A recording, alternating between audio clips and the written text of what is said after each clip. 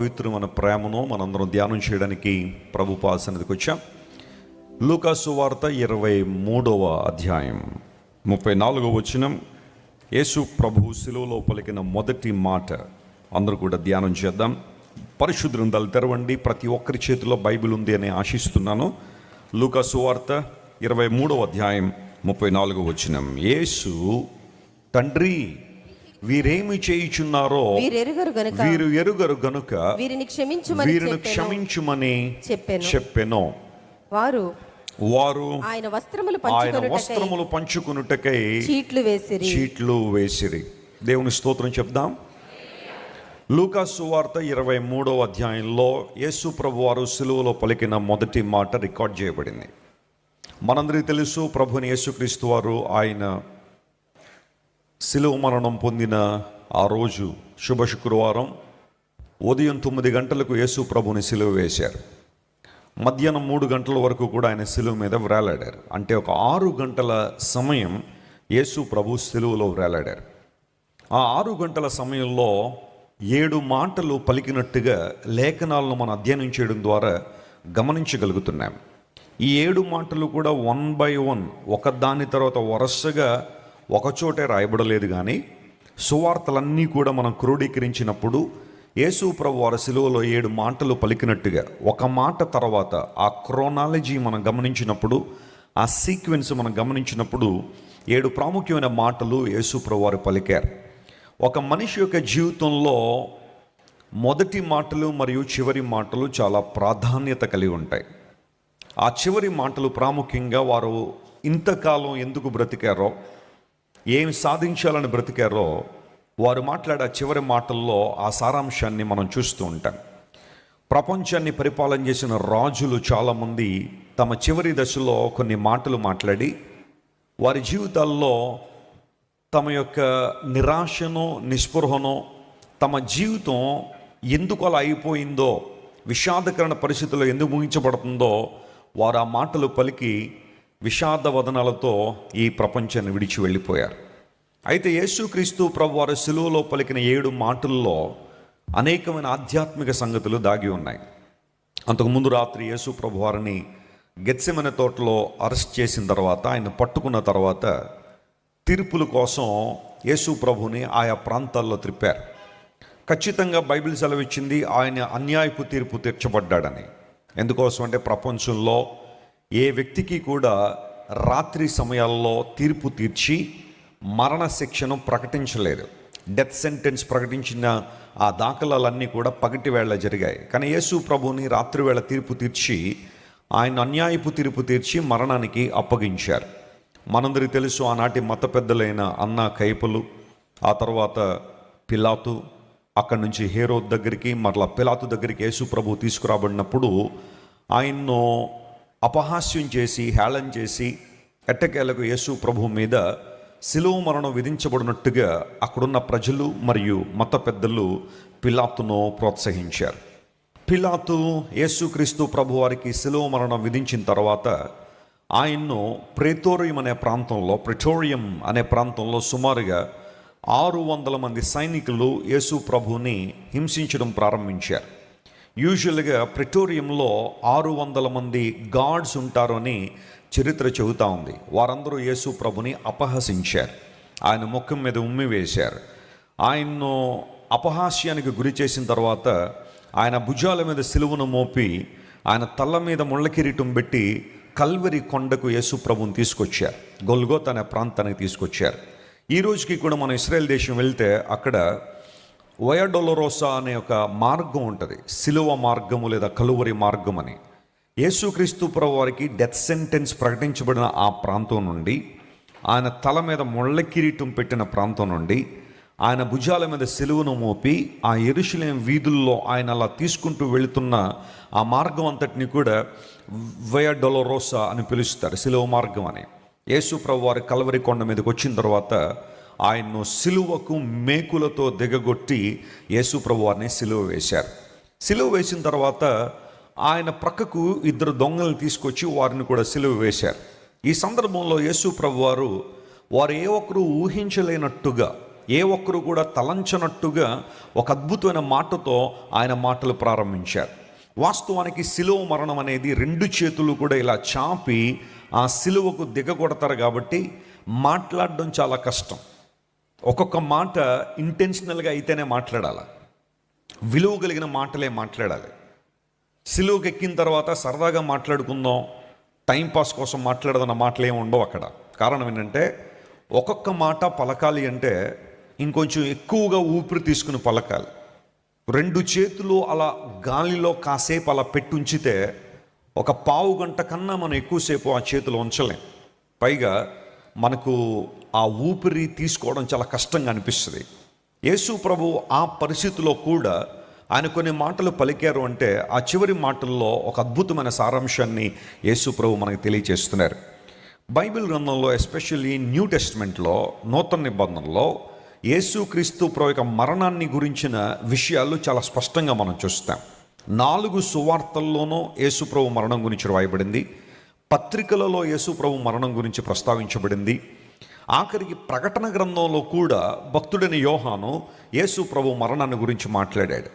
అందులో ఒక మాట నాకు బాగా ఇష్టం. ప్రకటన గ్రంథం 1వ అధ్యాయంలో, మనం బైబిల్ చూడకపోయినా మీరు చూస్తున్న మన చర్చ్లో ఆ రైట్ సైడ్ ఒక చక్కని వాక్యం పెట్టాం. నాకు చాలా ఇష్టమైన మాట అది. మందిరంలో ఏ మాటలు పెట్టాలి అని ఆశించినప్పుడు, ఈ మందిరం కట్టినప్పుడు అందరూ చదవగలిగే, అందరూ చూడగలిగే ఆ ప్లేస్లో ఒక దేవుని వాక్యం పెట్టాలి అన్నప్పుడు ప్రార్థనాపూర్వకంగా సెలెక్ట్ చేసిన వాక్య భాగం అది. దానిలో ప్రకటన గ్రంథం 1వ అధ్యాయంలో దైవజనుడైన యోహాను గారు యేసు ప్రభు మరణాన్ని గురించి మాట్లాడుతూ ఒక చక్కని మాట అన్నాడు. మనలను ప్రేమించుచు తన రక్తం వలన మన పాపముల నుండి ఆయన మనల్ని ఏం చేశాడు? విడిపించాడు. అంటే బైబిల్ యొక్క సెంట్రల్ మెసేజ్ ఏంటి అంటే, కేంద్రమైన లేదా అన్నిటికన్నా ప్రాముఖ్యమైన వర్తమానం ఏంటి అంటే యేసు ప్రభు శిలువ మరణమే. ఆయన రక్తం వలన మనల్ని విడిపించాడు. తన రక్తం అనే మాట పాత నిబంధనలో రక్తాన్ని చిందించడం అనేది మనం చూస్తూనే ఉన్నాం. ప్రాముఖ్యంగా ఇశ్రాయేలు ప్రజలకు దేవుడిచ్చిన కట్టడి ఏంటంటే, తాను పాపం చేశాను అని ఒక వ్యక్తి తెలుసుకున్నప్పుడు వెంటనే ప్రాయశ్చిత్తంగా ఏదైనా ఒక జంతువునో బలివ్వాలి, ఆ రక్తాన్ని ఒలికించాలి. అలా చేయడంలో ఒక వ్యక్తి ఏం చెబుతున్నాడు అంటే, తప్పు చేసింది నేను కానీ శిక్ష అనుభవించడం నేను సిద్ధంగా లేను, నాకు బదులుగా. సబ్స్టిట్యూషన్ అనే మాట పాత నిబంధనలో అందరికీ తెలిసిందే. నాకు బదులుగా ఈ జంతువు, నాకు బదులుగా ఈ పక్షి వధించబడుతుంది లేదా అప్పగించబడుతుంది, సమర్పించబడుతుందని చెప్పి వారు ఆ కార్యక్రమం చేస్తుండేవారు. అయితే వారందరిలో ఒక ఆలోచన ఏంటంటే, ఇంకెంతకాలం ఈ బలుల కార్యక్రమం, ఇంకెంతకాలం ఈ యానిమల్స్ని బలర్పించడం, ఇంకెంతకాలం ప్రధాన యాజకుడు ఏటేటా కూడా ప్రతి సంవత్సరానికి ఒకసారి ప్రాయశ్చిత్త రోజున డే ఆఫ్ అటోన్మెంట్ అంటారు, దాన్ని యామ్ కిపూర్ అని పిలుస్తారు. యామ్ అంటే హిబ్రూ భాషలో రోజు అని అర్థం లేదా దినము అని అర్థం. యామ్ కిపూర్ అనగా ప్రాయశ్చిత్త దినము, డే ఆఫ్ అటోన్మెంట్ అని అర్థమైతే, ఆ రోజున ప్రధాన యాజకుడు గొర్రెపిల్ల రక్తాన్ని ప్రత్యక్ష గుడారములోని అతి పరిశుద్ధ స్థలములోని తీసుకెళ్ళి, అక్కడ దేవుని మందస్సు ఉంటే ఆ కరుణాపీఠం మీద ఆ రక్తాన్ని ఒలికించాలి. అలా చేయడం ద్వారా మొట్టమొదటిగా తన కొరకు ప్రాయశ్చిత్త బలిగా, ఆ తర్వాత తన వెనకాలన్న ప్రజలందరి కోసం కూడా ఆ బలి కార్యక్రమాన్ని జరిగిస్తుండేవాడు. ఇది ఏటేటా జరుగుతున్న కార్యం. అయితే పౌలు మహాశయుడు హెబ్రీలకు రాస్తూ అంటాడు, మన ప్రధాన యాజకుడు ఎవరైతే యేసు ప్రభు వారు ఉన్నారో ఆయన ప్రతి ఏటా ఆ కార్యాన్ని చేయలేదు, కానీ ఒక్కసారే ఆ పని చేయడం ద్వారా, అది కూడా తన రక్తాన్ని చిందించడం ద్వారా నిత్య బలిగా యేసు ప్రభు వారు మన ముందు ఉంచబడ్డారు అనే మాట పౌలు భక్తుడు హెబ్రీలకు రాస్తూ ఆ మాటను తరచుగా వినియోగించాడు. అంటే యేసుక్రీస్తు ప్రభు దగ్గరికి ఒక వ్యక్తి వచ్చినప్పుడు ఆయనే వారి పక్షంగా నిత్య బలిగా ఉన్నాడు. ప్రైజ్ ది లార్డ్, హల్లెలూయా. పాపం నిమిత్తం ప్రాయశ్చిత్తమై ఉన్నాడు. మన పాపములు పరిహరించిన యేసుక్రీస్తు ప్రభువును బట్టే క్రైస్తవులు, దేవుని బిడ్డలు జంతు బలిని కానీ లేదా మరొక వాటిని బలి అర్పించాల్సిన అవసరం లేదు. కారణం ఏంటంటే మన నిమిత్తం మన ప్రభువే నిత్య బలిగా ఆయన అప్పగించబడ్డాడు. ఇటర్నల్ సాక్రిఫైస్ అన్నారు దాన్ని. దేవుడు నిత్యుడు గనుక ఆయన మన కొరకు నిత్యమైన బలిగా అర్పించబడ్డారు. పాత నిబంధనలో అనేక చోట్ల యేసు ప్రభు మరణాన్ని గురించిన ప్రవచనాలు రాయబడ్డాయి. వాటి నెరవేర్పు నూతన నిబంధనలు మనం చూస్తున్నాం. డైరెక్ట్గా నూతన నిబంధనలో యేసు ప్రభు మరణము, crucifixion of Jesus or the death of Jesus is directly mentioned in the new testament for 50 times. 50 సార్లకు పైగా యేసు ప్రభు మరణాన్ని గురించిన డైరెక్ట్ వర్సెస్ బైబిల్లో, ఎస్పెషల్లీ నూతన నిబంధనలో మనం చూస్తాం. నూతన నిబంధనకు ఆధారమే యేసు ప్రభు మరణం. అందును బట్టే పౌలు భక్తుడు అంటాడు కొరింథీయులకు రాస్తూ, లేఖనముల ప్రకారము క్రీస్తు మృతి పొందెను అనే మాట వాడాడు. 1 Corinthians chapter 15 and verse 3లో ఆ మాట మనం చూస్తాం. సువార్తలో భాగం ఇదే. లేఖనముల ప్రకారం యేసు ప్రభు మృతి చెందెను. యేసు ప్రభు సిలువలో మరణించలేదు అని ఏ ఒక్కరూ చెప్పడానికి లేదు. ఆయన సిలువ మీద మరణించారు. ఆ మరణం మనకు జీవాన్ని ఇచ్చింది. చిన్నపిల్లలు అడుగుతూ ఉంటారు, ఈరోజు యేసు ప్రభు చనిపోయిన రోజు కదా, మనం సాడ్ ఫ్రైడే అని పిలవాలి కదా, కానీ ఎందుకు గుడ్ ఫ్రైడే అని పిలుస్తాము అని చాలామంది అడుగుతూ ఉంటారు. తప్పేం కాదు.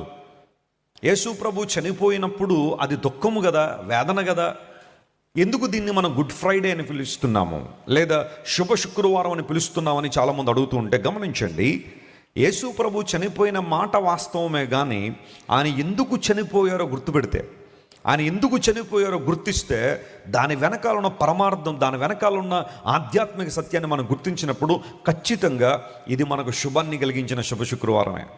యేసు ప్రభు మరణం మనిషికి ప్రయోజనాన్ని చేకూర్చింది. అనేకమైన ప్రశ్నలకు సమాధానం దొరికేసింది. యేసుక్రీస్తు ప్రభు వారు మన సత్యాన్వేషణకు ముగింపు అని చాలాసార్లు మనం వింటున్నాం. Jesus is the answer for every question that we have, and Jesus is the ultimate goal and ultimate destiny for every of our quest in God.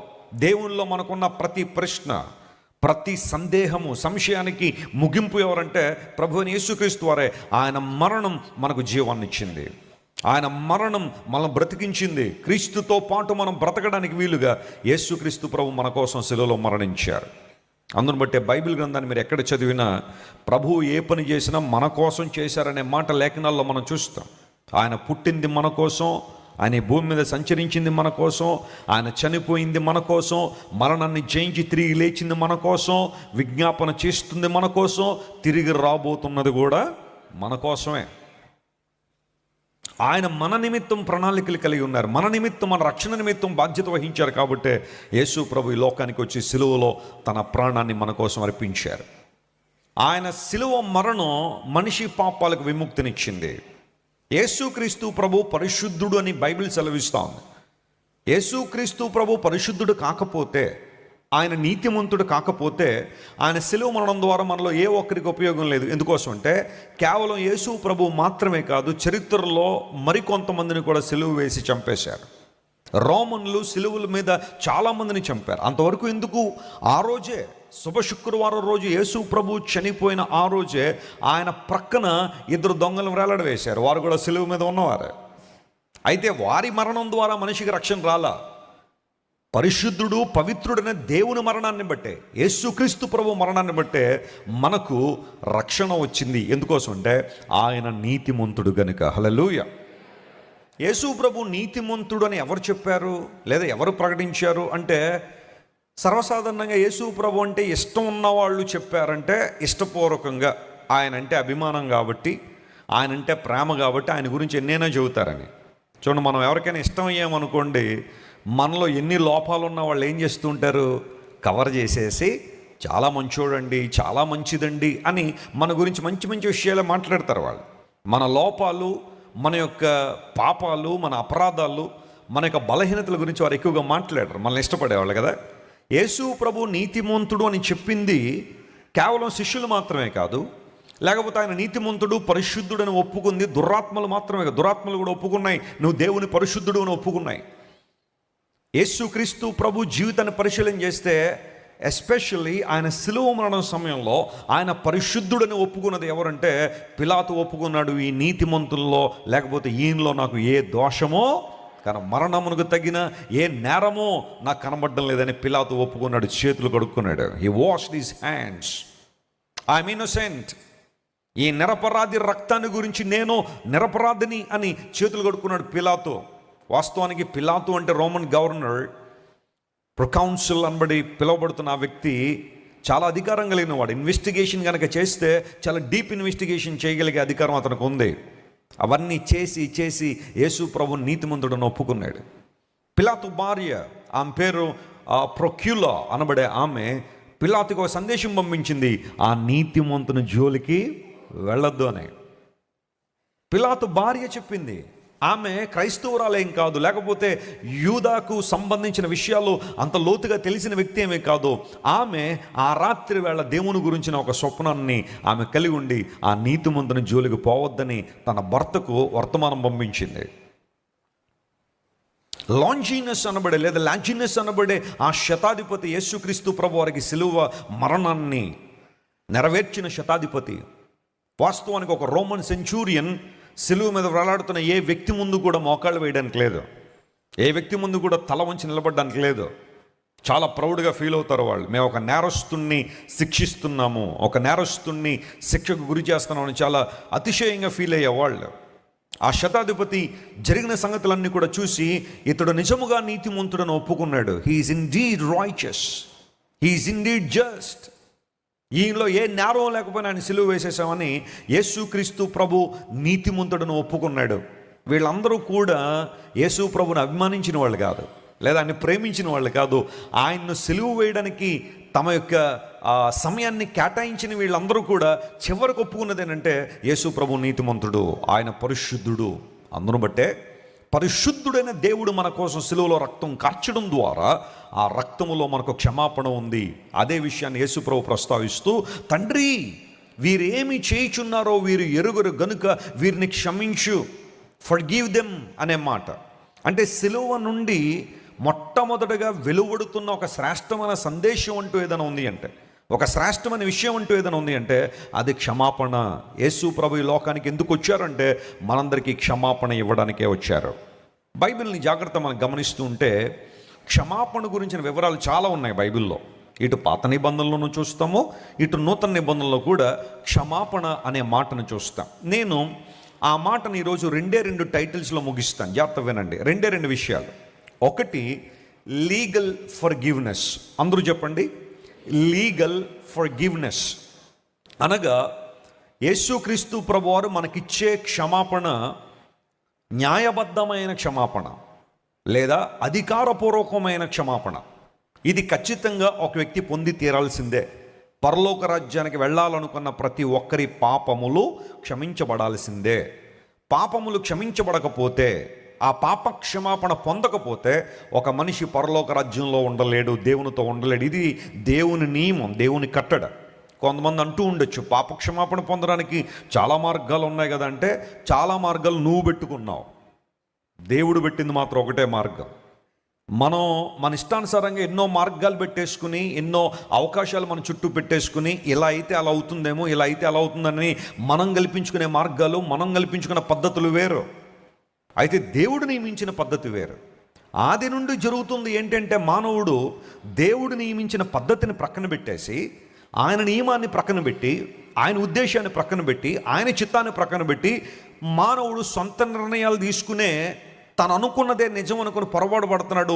అది ఈరోజు జరుగుతున్న పరిస్థితి కాదు, ఆది నుండి ఉన్న విషయం అది. తన సొంత మార్గములను, తన మూర్ఖత చొప్పున నడిచే అనుభవాలు మానవుడు ప్రక్కన పెట్టలేకపోతున్నాడు. నేను ఇలా అనుకున్నానండి, ఇలా అనిపించిందండి, నాకు ఇలా ఆ మనసులో తోచిందండి అని మానవుడు తనకు అనిపించినట్టుగా బ్రతికే ఆ జీవితాన్ని ప్రభువు ఇష్టపడ్డంలా. ఆయన ఆ శిక్షకు భయపడిపోయాడని కాదు. కొంతమంది రాంగ్గా బైబిల్ని ఇంటర్ప్రిట్ చేసేవాళ్ళు ఉంటారు. వాళ్ళు ఏమంటారంటే, యేసు ప్రభు ఆ సిలువ మరణానికి భయపడిపోయి, ఆయన కంగారు పడిపోయి, ఈ గిన్నె తొలగించే, ఈ రొద్దు నాకు, నేను భరించలేను అన్నట్టుగా యేసు ప్రభు చెప్పాడని కొంతమంది వక్రీకరించడం ప్రారంభించారు. యేసుక్రీస్తు ప్రభు మరణానికే భయపడి ఉంటే ఆ గెత్సెమనే తోట వరకు కూడా ఆయన రావాల్సిన అవసరం లేదు, ఆ ప్రార్థన చేయాల్సిన అవసరం కూడా లేదు. ఆయన ఎప్పుడూ ఎస్కేప్ అయిపోయాడు ఆయన. అయితే యేసు ప్రభువారు ఈ లోకంలో ఉన్నప్పుడు ఆయన అనేక సార్లు మనుష్య కుమారుడు పాపుల చేతికి అప్పగించబడబోతున్నాడు. వారు ఆయన్ని హింసించి సిలువ వేస్తారు. ఆయన 3వ రోజున మరణాన్ని ఏం చేస్తాడు? ఆయన జయించి తిరిగి లేస్తాడని తన గురించి తను ఎన్నోసార్లు చెప్పుకున్నాడు ఆయన. యేసు ప్రభు శిలువ మరణాన్ని దూరం చేయాలని చాలామంది ప్రయత్నం చేశారు. అపవాది యేసు ప్రభు శిలువ మీద మరణించిన అపవాదికి ఇష్టం లేదు. అందును బట్టే ఆ సందర్భాల్లో ఆయా వ్యక్తులను వాడుకుని యేసు ప్రభు శిలువ మరణం రాకుండానట్లుగా లేదా ఆయన శిలువకు ఎక్కకుండానట్లుగా ప్రయత్నం చేశాడు, కానీ అవన్నీ సఫలం కాలేదు. Jesus gave his life voluntarily. ఆయన తనకిష్టపూర్వకంగా తన ప్రాణం అర్పించేశారు. మరి ఈ గిన్నె నా దగ్గర నుండి తొలగించని ఎందుకు చెప్పాడు అంటే, జాగ్రత్త వినండి, is there any way that people should follow to be save?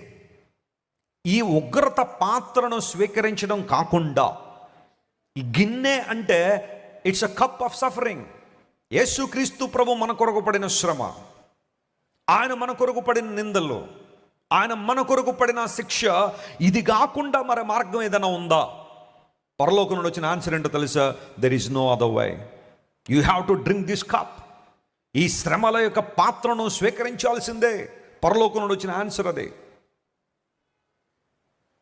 ఏదెను తోటలో ఆదాము హవ్వలు తినద్దు అన్నదాన్ని తిన్నారు, అందువల్లనే వారు పాపం చేశారు, దేవుని దూరం అయిపోయారు. కానీ ఇక్కడ వారు ఆ పని చేశారు కాబట్టి రక్షకుడైన దేవుడు ఆ ఉగ్రత పాత్రను ఏం చేయాల్సి వచ్చింది? ఇక్కడ స్వీకరించాల్సి. He had to partake in that cup of suffering. మన నిమిత్తం ఆయన శ్రమల యొక్క ఉగ్రత యొక్క ఆ పాత్రలో పాలు పంపులు పొందాడు ఆయన. ఇంక మరే మార్గం లేదు.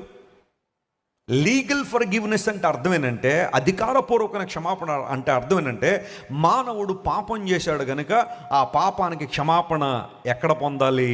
దేవుని దగ్గర మాత్రమే పొందాలి.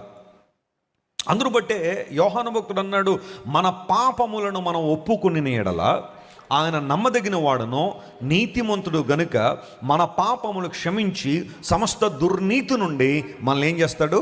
పవిత్రులుగా చేస్తాడు.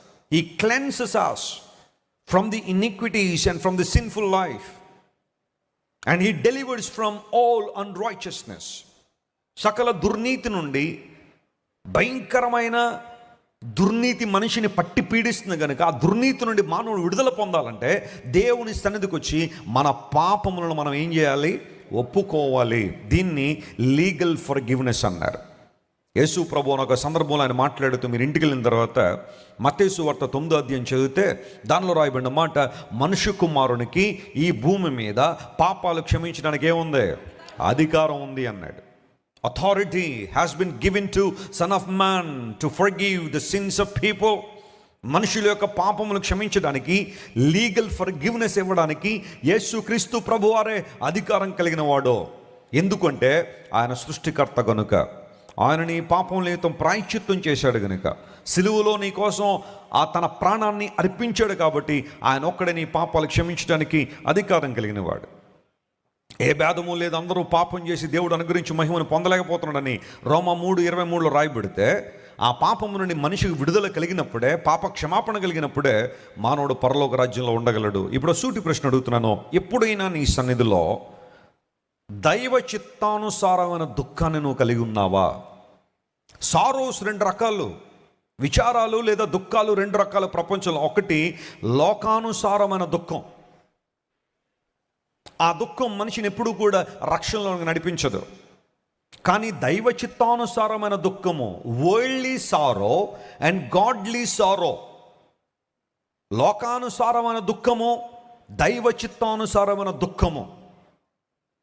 దీని అర్థాలు ఏంటి అని ఆలోచన చేస్తే గమనించండి. లోకానుసారమైన దుఃఖం ఏంటంటే, ఒక మనిషి ఏదైనా తప్పు నిర్ణయం తీసుకుని నష్టపోయాడు అనుకోండి, కొంతమంది చేయకుండా ఉండాల్సింది నువ్వు అని బాధను అనుభవిస్తారు.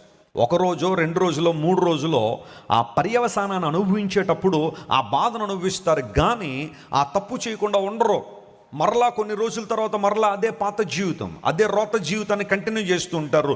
దాన్ని ఏమంటారంటే రిమార్స్ అంటారు. రిమార్స్ అంటే అర్థం ఏంటంటే, తాను చేసిన తప్పుకు కొంచెం విచారపడ్డం అన్నమాట. ఎందుకంటే కాన్సిక్వెన్సెస్ బాగాలేదు కాబట్టి. అదే వారు తప్పు చేసినప్పుడు లేదా పాపం చేసినప్పుడు రిజల్ట్ ఏదైనా కొంచెం మంచిగా అనిపిస్తే, మంచిగా చేశాను కదా, నేను ఆనందిస్తున్నాను కదా, సంతోషిస్తున్నాను కదా అని ఏదో సర్ది పెట్టుకుని వెళ్ళిపోతారు. కానీ ఎక్కడైనా మిస్ఫైర్ అయ్యి కొంచెం ఇబ్బందికర పరిస్థితుల్లోకి రాగానే, అయ్యో ఇలా చేయకుండా ఉండాల్సింది అని రిమార్స్ ఫీల్ అవుతారు. రిమార్స్ అంటే పశ్చాత్తాపడడం. ఒక మాటలో చెప్పాలంటే కొంచెం బాధపడడం, ఆ నిర్ణయాన్ని తీసుకున్నందుకు బాధపడడం. అయితే బైబిల్ మనల్ని రిమార్స్ఫుల్గా ఉండమని చెప్పలేదు. బైబిల్ ఎప్పుడూ కూడా చెబుతున్న మాట ఏంటంటే రిపెంట్ ఫర్ యువర్ సిన్స్. నీ పాపములతో నువ్వు ఏం చేయబడాలా? పశ్చాత్తాపపడాలి, ఒప్పించబడాలి. అది దైవ చిత్తానుసారమైన దుఃఖము, అంటే దేవునికి ఇష్టమైన దుఃఖం అంటే అది. రిమార్స్ అంటే అర్థం ఏంటంటే చేసిన తప్పుకి ఆ గిల్ట్ ఫీల్ అయ్యి నేను ఇలా చేయకుండా ఉంటే బాగుండేది అని అనుకుని మరలా అదే జీవితంలో కొనసాగడం, దాన్ని రిమార్స్ అంటారు. రిపెంట్ అంటే అర్థం ఏంటో తెలుసా? లేదా రిపెంటెన్స్ అంటే అర్థం ఏంటో తెలుసా? చేసిన తప్పును, ఒప్పుకున్న పాపాన్ని మరలా ఇంకెప్పుడు చేయకుండా ఉండగలగడం. నువ్వు కేవలం నువ్వు చేసిన తప్పుకి ఆ క్షణికమైన పశ్చాత్తాపం పొందేసి వెళ్ళిపోవాలని దేవుని ఉద్దేశం కాదు. Some people, they come to the church every Sunday and say, Lord, we are sinners, please forgive us. Sinners prayer చేస్తూ ఉంటారు ప్రతిసారి, ప్రభువా మమ్మల్ని క్షమించు, మమ్మల్ని క్షమించని. What do you mean by asking forgiveness every Sunday when you come to the house of God? దేవుని సందుకు వచ్చిన ప్రతిసారి నన్ను క్షమించు అని అడగడం మంచి విషయమే, కానీ నీవు ఆ క్షమాపణ కోరుకోవడంలో నీ ఉద్దేశం ఏంటి? నీ పాపములు దేవుని సన్నిధిలో ఒప్పుకొనే వాటిని విడిచిపెట్టాలనే నిర్ణయానికి నువ్వు వచ్చినప్పుడు ప్రభు నీ జీవితంలో మేలు చేస్తాడు. తప్పిపోయిన కుమారుడు తిరిగి వచ్చిన తర్వాత మరలా వెనక్కి వెళ్ళినట్టుగా మనం చూడం. తప్పిపోయిన కుమారుడు అన్ని విషయాల్లో నష్టపోయాడు. తండ్రి ఇంటికి రావాలనుకున్నాడు. తండ్రి, నేను నీకు విరోధంగాను పరలోకానికి విరోధంగాను ఏం చేశాను? నేను పాపం చేశాను, ఒప్పుకున్నాడు. అయితే ఇంటిలోనికి వచ్చిన తర్వాత ప్రశస్త వస్త్రం కట్టబడినప్పుడు, అతనికి చక్కని చెప్పులు తొడిగించబడినప్పుడు, ఒక విందు జరిగినప్పుడు మరలా తప్పిపోయిన కుమారుడు బయటికి వెళ్ళి చెడిపోయినట్టుగా మనం చూడం. అంటే దాని అర్థం ఏంటి అంటే he was rejoicing in fellowship with God. దేవునితో తనకున్న సంబంధంలో ఆనందిస్తున్నాడు, సంతోషిస్తున్నాడు. అలాంటి అనుభవం నీ జీవితంలో ఎప్పుడైనా వచ్చిందా? నీకు నీవుగా వాక్యం విన్న తర్వాత, సువార్త విన్న తర్వాత ఆ పాప పశ్చాత్తాపంలోనికి వచ్చి, ప్రభువా నేను నిజంగా పాపినే, ఈ పాపంలో నేను చనిపోతే, ఈ రోజే కనుక నా జీవితం ముగించబడితే ప్రతిరోజు కొన్ని లక్షల మంది ప్రాణాలు కోల్పోతున్నారు, ఆ గుంపులో కనుక నేను ఉంటే నేను నీతో ఉండగలనా లేదా, పరలోక రాజ్యంలో ఉండగలనా లేదా అని ప్రశ్న వేసుకుని దేవుని సన్నిధిలో ఎప్పుడైనా పశ్చాత్తాపడ్డావా నీ పాప జీవితాన్ని గురించి? దేవుడు అదే కోరుతున్నాడు. Legal forgiveness will be given when you come to the presence of God and confess your sins. అధికారిక పూర్వకమైన క్షమాపణ యేసు ప్రభు మనకి ఇవ్వాలని ఆయన ఆశిస్తున్నాడు. ఎవరైతే ప్రభు దగ్గరికి వస్తారో దేవుడు వారిని క్షమించి తమ పాపములను విడుదల చేసి కడిగి పవిత్రపరిచి తన బిడ్డలుగా, తన స్వాస్థ్యముగా ప్రభువు చేసుకోవాలని ఆశపడుతున్నాడు. ఇది చాలా గొప్ప విషయం. ఇదేదో మాటలతో అలా చెప్పేసి వెళ్ళిపోయే విషయం కాదు. ఎక్స్పీరియన్స్ చేసిన వాళ్ళకి తెలిసే ఒక శ్రేష్టమైన అనుభవం. If I'm not wrong, I was invited to preach in a crusade in Swaziland. Swaziland అనే దేశానికి సువార్త చెప్పడానికి ఆహ్వానించబడ్డాను. 2018 సంవత్సరం అనుకుంటా నేను వెళ్ళాను. ఆ టైంలో మేబీ 2017 అయి ఉండొచ్చు. మొజంబిక్, స్వాజిలాండ్, బొత్స్వానా, సౌత్ ఆఫ్రికా, ఈ 4 దేశాల్లో కూడా సువార్త సభల కోసం వెళ్ళాం. 1 రోజుల పాటు ఉన్నా ఆఫ్రికా ఖండంలో. అన్ని దేశాలు తిరగాలంటే మరి కొంచెం ఎక్కువ టైం కావాలి కదా. నాతో పాటు పాస్టర్ క్యాలెబ్ గారు మరియు కొంతమంది మన టీం మెంబర్స్ కూడా వచ్చారు. స్వాజిలాండ్ అనే దేశానికి వెళ్ళాం. వెళ్ళిన తర్వాత అక్కడ టెంట్స్లో క్రూసేడ్ జరిగిస్తూ ఉన్నారు. పెద్ద పెద్ద టెంట్లు వేశారు. మార్నింగ్ నుంచి ఈవినింగ్ వరకు క్రూసేడ్ జరుగుతూనే ఉంటుంది, మీటింగ్లు జరుగుతూనే ఉంటాయి. ఆ రోజు రాత్రి నేను దేవుని వాక్యం చెప్పడానికి వెరీ ఫస్ట్ టైం నేను ఆ దేశానికి వెళ్ళడం. వెళ్ళిన తర్వాత ఆ రోజు దేవుని వాక్యం చెప్పిన తర్వాత పరిశుద్ధాత్మ దేవుడు ప్రేరేపిస్తున్నాడు కొంతమంది కోసం ప్రార్థన చేయాలని. సరే, మీలో ఎవరైనా మీ జీవితాన్ని యేసయ్యకి అప్పగించాలని ఆశపడితే, if you'd like to receive Jesus as your saviour, if you'd like to continue your life in God, would you please come forward. మీరు ముందుకు రండి అని ఆహ్వానం ఇచ్చాను. చాలామంది వచ్చారు.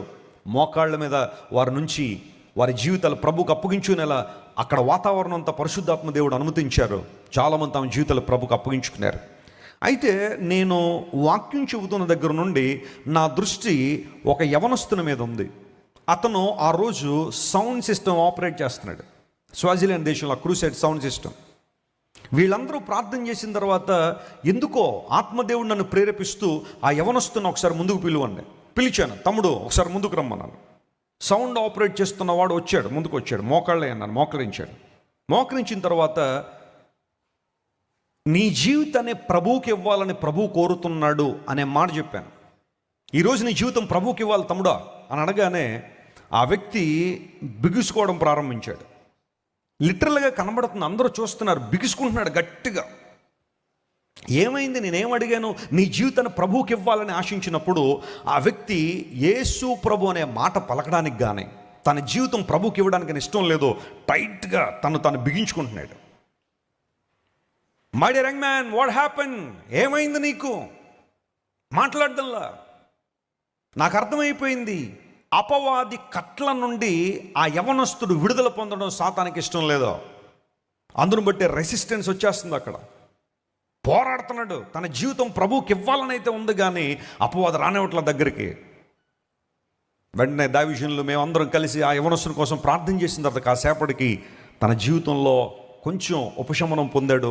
అక్కడి నుంచి కన్నీళ్ళు రావడం ప్రారంభించి ఏడుస్తున్నాడు. ఎన్నో సంవత్సరాలుగా నేను క్రైస్తవ సభల్లో మా సంఘంలో సౌండ్ ఆపరేట్ చేస్తున్నాను, కానీ నా జీవితం ప్రభువుకి ఇవ్వలేదన్నా. నేను ఏదో రకమైన పాప బంధకాల్లో ఉండిపోయాను. I heard so many sermons and I helped people to worship the lord. సంఘం అంతా ప్రభువును ఆరాధించడానికి నేను సహాయపడితేనే కదా, నేను చక్కగా సౌండ్ పెడితేనే కదా అందరూ కూడా చక్కగా ప్రభువును ఆరాధిస్తున్నారు. అవన్నీ బాగానే చేస్తున్నాను, కానీ నా జీవితం మాత్రం బంధకాల్లో ఉండిపోయింది, నా జీవితం మాత్రం పాప బంధకాల్లో ఉండిపోయింది. నువ్వు దేవుని పరిచర్య చేసినంత మాత్రాన నువ్వు పరలోకానికి వెళ్ళిపోతాను బైబిల్ చెప్పట్లేదు. You may be a good singer, you may be a good musician, you may be a good sound operator, you may be a good tech team leader, you may be good at so many things being done in the church of God and the ministry of God, but listen to me, if you don't give your life to Jesus, if you don't seek forgiveness at the feet of Jesus, your life is in vain. నీ జీవితం వృధానే. పరిచర్యకు తగిన ఆశీర్వాదం అయితే నీకు వస్తుంది, కానీ నువ్వు రక్షణ పొందకపోతే, మారుమనసు పొందకపోతే, ఈ లీగల్ ఫర్గివ్నెస్ దేవుని దగ్గర నుండి రాకపోతే నువ్వు ఎన్ని చేసినా నువ్వు దేవుని రాజ్యానికి వెళ్ళలేవు, పరలోక రాజ్యంలో నువ్వు అడుగు పెట్టలేవు. యేసు ప్రభు శిలువ మీద అంత శ్రమను అందుకొని అనుభవించారో తెలుసా? ఈ క్షమాపణ నీకు ఉచితంగా ఇవ్వాలనే. ఇది మనం డబ్బులతో కొనేది కాదు. కొన్ని మత శాఖల్లో కొంతమంది చెవుల్లో మాటలు చెప్తే పాపాలు పోతాయనుకుని చెప్పి అక్కడికి వెళ్ళి వారి చెవుల్లో వారు చేసిన తప్పిదాలు చెబుతూ ఉంటారు. లేదా కొన్ని పాప పరిహార పత్రాలు అమ్మేవారు, ఇంటెలిజెన్సెస్ అనేవారు, వాటిని అమ్మకారంగా పెట్టేవారు. మీ పాపాలు పోవాలంటే ఈ పత్రాలు కొనండి. It's not possible to receive legal forgiveness of God with the things that you do. You must come to him with a heart of repentance. మారు మనసు రక్షణ కొరకు దేవుని సన్నిధికి వచ్చి పాప పశ్చాత్తాపంతో క్షమాపణ కోరుకున్నప్పుడు ప్రభు లేఖను సెలవిస్తూ ఉంది, వీరేమి చేయుచున్నారో గనుక వీరు ఎరుగురు గనుక వీరిని ఏం చేయ ప్రభువా, క్షమించో. ఫర్గివ్నెస్ అనేది సిలువ నుండి ప్రవహిస్తున్న మొట్టమొదటి ఆశీర్వాదం. ఈరోజు నువ్వు ఆ క్షమాపణ పొందుకున్నావా? క్రీస్తు ప్రభు నీ పాపాలు క్షమించినట్లుగా దైవ చిత్తానుసరణ దుఃఖం ఎప్పుడైనా నీ జీవితంలోకి వచ్చిందా? పరిశీలించే. That's the first thing, legal forgiveness the Bible is talking about. రెండవది రిలేషనల్ ఫర్గివ్నెస్ అన్నారు దీన్ని. చెప్పండి, ఏమన్నారు దీన్ని? రిలేషనల్ ఫర్గివ్నెస్ అంటే అర్థం ఏంటంటే సంబంధ పూర్వకమైన క్షమాపణ, సంబంధ బాంధవ్యాల్లో మనం ఉంచాల్సిన క్షమాపణ. అందును బట్టే యేసు ప్రభువు అనేక సందర్భాల్లో నేను మిమ్మల్ని క్షమించిన ప్రకారం మీరు కూడా ఒకరినొకరు ఏం చేయండి, క్షమించుకోండి. యేసు ప్రభు చెప్పిన మాట, దీన్ని రిలేషనల్ ఫర్గివ్నెస్ అంటారు. క్రైస్తవ జీవితంలో ప్రభువును అంగీకరించిన తర్వాత మన హృదయాల్లో కఠినమైన హృదయాలుగా ఉండడానికి వీల్లేదు, పాషాణ హృదయాలుగా ఉండడానికి వీల్లేదు. ఎవరినో క్షమించలేని మనసు మన మనసుల్లో, మన హృదయాల్లో పెట్టుకుని వారి మీద గ్రడ్జ్ పెట్టుకుని వారి మీద రివెంజ్ తీర్చుకోవాలనే ఆశతో మనం పనిచేయడానికి లేదు. ఎవరో నీకు హాని చేశారు, ఎవరో నీకు కీడు చేశారు, ఎవరో నేను ఇబ్బంది పెట్టారు, నీ కుటుంబ జీవితంలో కావచ్చు, నీ వ్యక్తిగత జీవితంలో కావచ్చు, నీ ఉద్యోగ జీవితంలో కావచ్చు, నీ వ్యాపారంలో కావచ్చు, నీ అనుదిన జీవితంలో ఎవరో నిన్ను బాధించారు, వేధించారు, అపహసించారు, హింసించారు, నిందించారు, ప్రతికూల వాతావరణాలు ఎన్నో క్రియేట్ చేసి ఉంటే నువ్వు చేయాల్సిన పని ఏంటో తెలుసా?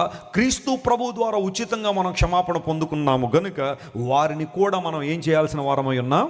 క్షమించాలి. అది క్రైస్తవ జీవితానికి ఒక గురుతో. It is one of the traits of a true Christian, marks of a true Christian.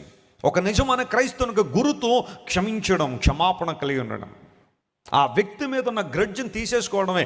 నువ్వు ఆ తర్వాత ఒకవేళ ఎవరైనా నిన్ను హాని చేసినప్పుడు లేదా ఇబ్బందులు గురి చేసినప్పుడు వారి విషయంలో నువ్వు జాగ్రత్తగా ఉండడం పొరపాటు కాదు. నువ్వు జాగ్రత్తగా ఉండాలి. ఎందుకంటే ఒకసారి నువ్వు దెబ్బతిన్నావు, రెండోసారి మళ్ళీ దెబ్బతినడానికి వీల్లేదు. అక్కడ నీ జ్ఞానం కావాలి, పరిశుద్ధాత్మ దేవుని యొక్క నడిపింపు నీకు కావాలి. కానీ వారి మీద నీకేం ఉండకూడదో, ఆ ద్వేషం ఉండకూడదు. క్షమించేసే. దీన్ని రిలేషనల్ ఫర్గివ్నెస్ అన్నారు. కొన్నిసార్లు నీ కుటుంబ జీవితంలో నీ భర్త నిన్ను బాధపెట్టి ఉండొచ్చు. జీవితాంతం వాటిని మనసులో పెట్టుకుని సందర్భం వచ్చిన ప్రతిసారి వాటిని ఎత్తి నీ భర్తను ఇబ్బంది పెట్టడం కాదు నువ్వు చేయాల్సింది. ఫర్గివ్ చేయి.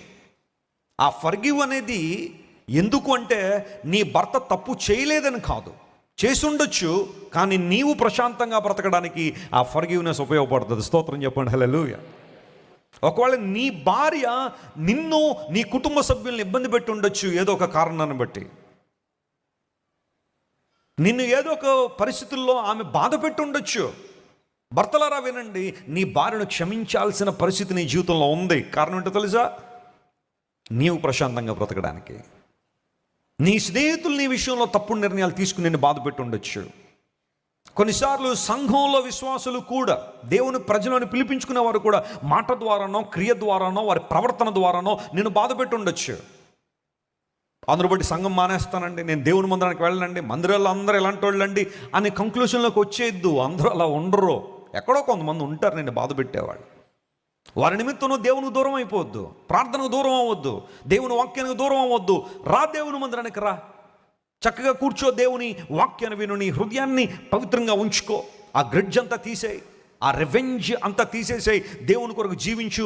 ఎంత ప్రశాంతతను అనుభవిస్తావు. చాలాసార్లు మన జీవితాల్లో మనం పెట్టుకున్న గ్రిడ్జెస్, మన జీవితాల్లో ఉన్న ప్రతీకార హెచ్చలే మనం సంతోషంగా ఉండకుండా ఆపు చేస్తున్నాయి. నువ్వు దేవుని సన్నిధికి వస్తున్నావు కానీ ఆనందించలేకపోతున్నావు. ప్రభు సన్నిధికి వస్తున్నావు, దేవుని వాక్యం వింటున్నావు కానీ వాక్యం నీకు రుచించట్లేదు. కారణం ఏంటంటే ప్రతిసారి వాళ్ళే గుర్తొస్తున్నారు నీకు, ప్రతిసారి అవే తలంపులు నీలోకి వస్తున్నాయి. You are not able to enjoy in the presence of God. You know why? You kept somebody in your life. Relational forgiveness అంటే అర్థం ఏంటో తెలుసా? యేసయ్య మనల్ని క్షమించినట్టుగా మనం కూడా ఇతరులను ఏం చేయాలా? క్షమించాలి. వారు మారడానికి, మార్చబడడానికి ఒక అవకాశం మరలా వారికి మనం ఇవ్వాలి. గ్రామ్ స్టెయిన్స్ గారిని, ఆయన ఇద్దరు కుమారుల్ని ఒరిస్సా రాష్ట్రంలో మయూర్భంజ్ అనే జిల్లాలో జీపులో పెట్టి తగలబెట్టేశారు మతోన్మాదులు. ఇది 1999లో జరిగిన కార్యం. ఇది ఈ రోజుల్లో కొంతమంది మతోన్మాదులు ఈ రోజుల్లో పెరిగిపోతున్నారండి. ఈ రోజుల్లో కాదనండి, ఆ రోజుల్లో కూడా ఉన్నారు. ఈ రోజుల్లో సోషల్ మీడియా వచ్చింది కాబట్టి ఎక్కడే చిన్నది జరిగినా బయటకు వచ్చేస్తుంది. కానీ అంతకుముందు ఇలాంటి ఎన్ని జరగల. ఎంతమంది దేవుని మందిరాలను కూల్చేయలేదు, ఎంతమంది అనేక మంది ప్రశాంతంగా ఉన్న వాతావరణాల్లో చిచ్చులు పెట్టలేదు, వెళ్ళి గొడవలు పెట్టలేదు. వాటిని తమకు అనుకూలంగా వాడుకునే వాళ్ళు ఎంతమంది లేరు. ఈ రోజుల్లో ఉన్నారు, ఆ రోజుల్లో కూడా ఉన్నారు. 1999 సంవత్సరం జనవరి 21వ తారీఖు రాత్రి 22 ప్రారంభం. ఆ సమయంలో దేవుని సేవకుల్ని జీపులో పెట్టి తగలబెట్టేశారు. చాలా భయంకర సంఘటన. ఆ కాలంలో మన భారతదేశానికి రాష్ట్రపతిగా ఉన్న కేఆర్ నారాయణన్ గారు కూడా ఈ విషయాన్ని బట్టి చాలా చింతించారు. ఆయన దైవజనుడు, అతని ఇద్దరు బిడ్డలు ఆస్ట్రేలియా తమకున్నవన్నీ అమ్మేసుకుని వచ్చి దేవుని ప్రజలకు మేలు చేయాలని, సాటి ప్రజలకు మేలు చేయాలని, ప్రేమ చూపించాలని వస్తే అలాంటి ప్రేమ చూపిస్తున్న వారిని తగలబెట్టేశారు మతోన్మాదులు. ఆ సందర్భంలో ఆ వ్యక్తిని అరెస్ట్ చేశారు. అతనితో పాటు ఉన్న కొంతమందిని అరెస్ట్ చేసి జైల్లో పెట్టారు. అయితే గ్లాడిస్ గారు ఏం మాట్లాడతారని చెప్పి అందరూ చూస్తున్నారు. ఆమె చెప్పిన మాట ఏంటో తెలుసా? నా భర్తను, నా పిల్లల్ని చంపిన ఆ వ్యక్తిని మనస్ఫూర్తిగా క్షమిస్తున్నాను. నేనంటూ కోరుకునేది ఏదైనా ఉంది అంటే ఆ వ్యక్తి నా యేసు ప్రభువుని తెలుసుకుంటే చాలు, ప్రభువుని తెలుసుకుంటే చాలు, ఆయన ప్రేమను తెలుసుకుంటే చాలు. ఆమె చెప్పిన ఒక మాట అనేక మందిని కదిలించింది. చట్టం దాని పని అదే చేసింది అనుకోండి. ఇప్పుడు ఆమె ఆ మాట చెప్పారని వెంటనే వాళ్ళని రిలీజ్ చేసి బయట పంపించలే. భారతదేశంలో చట్టం ఉంది కాబట్టి చట్టం అది పని చేస్తుంది. బట్ ఆమె మాత్రం వారి మీద ఆ ద్వేషాన్ని ఏం చేసింది చెప్పండి? తీసేసింది, కొట్టేసింది. నేనైతే క్షమించేస్తున్నా వాళ్ళని అని మనస్ఫూర్తిగా క్షమించేసింది ఆమె. What a wonderful forgiveness. Relational forgiveness అంటే అదే.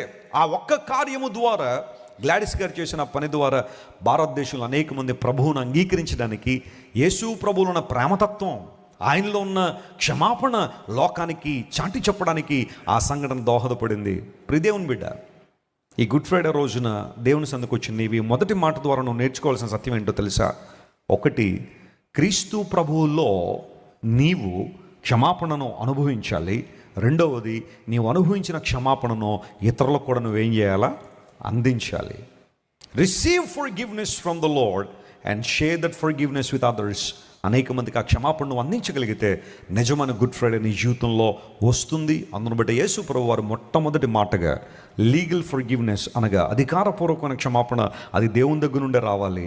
రెండవది, సంబంధ బాంధవ్యాల్లో మనకు ఉండాల్సిన క్షమాపణ గురించి బైబిల్ సెలవిచ్చింది కనుక ఈ తీర్మానం చేసుకుని ప్రభు వైపు మనం చూద్దాం. కళ్ళు మూసుకోండి, ప్రార్థన చేసుకుందాం.